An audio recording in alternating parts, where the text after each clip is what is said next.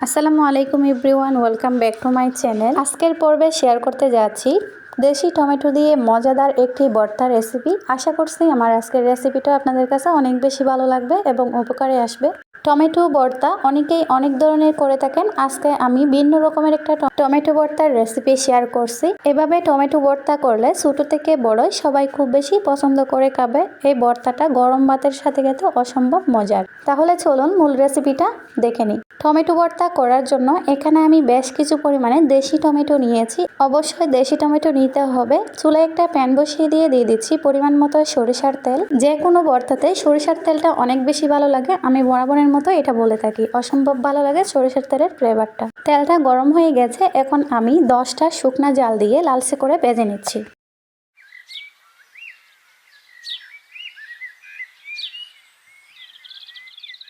শুকনা জালগুলো ভাজা হয়ে গিয়েছে, এখন আমি একটা প্লেটে উঠিয়ে নিচ্ছি। সেম তেলে আমি টমেটোগুলোকে সিদ্ধ করে নেব বা ভেজে নেব। টমেটোগুলো যেন তাড়াতাড়ি সিদ্ধ হয়ে যায় সেই জন্য আমি টমেটোগুলোকে 2 ফালি করে কেটে নিয়েছি। এখন দিয়ে দিয়েছি 6-7টার মতো হবে রসুনের কোয়া, আর দিয়ে দিয়েছি একটা বড় সাইজের পেঁয়াজ ফালি করে। এখন টমেটোর সাথে ভালো করে আস্ত রসুনের কোয়া আর পেঁয়াজ কুচিটাকেও ভেজে নেব। অল্প একটু ঢাকনা দিয়ে ডেকে দিলাম যেন তাড়াতাড়ি সফট হয়ে আসে। 2-1 মিনিট ঢাকনাটা রাখার পর এখন আমি টমেটোগুলোকে উল্টিয়ে দিচ্ছি, আর সেই সাথে পেঁয়াজ রসুনটাকেও একেবারে মিক্স করে নিচ্ছি। এটাও সিদ্ধ হয়ে গেছে। এখন আমি অ্যাড করে দিচ্ছি 1/2 টেবিল চামচ লবণ। লবণটা দিয়ে কয়েক সেকেন্ডের জন্য একটু মিশিয়ে নিয়ে আমি এটাকে ভাজা ভাজা করে নামিয়ে নেব।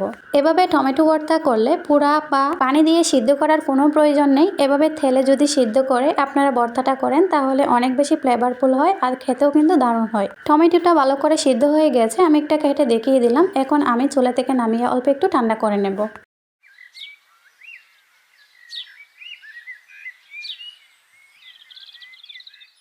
এখন একটা বাটিতে ভেজে রাখা শুকনা জালগুলো নিয়ে নিয়েছি। দিয়ে দিচ্ছি পরিমাণ মতো লবণ। আমরা যেহেতু টমেটো সিদ্ধ করার জন্য সামান্য লবণ ইউজ করছিলাম, সেদিকে লক্ষ্য রেখে লবণটাকে দিতে হবে। এখন লবণ দিয়ে শুকনা জালটাকে ভালো করে মিহি করে আমি গুঁড়া করে নিচ্ছি।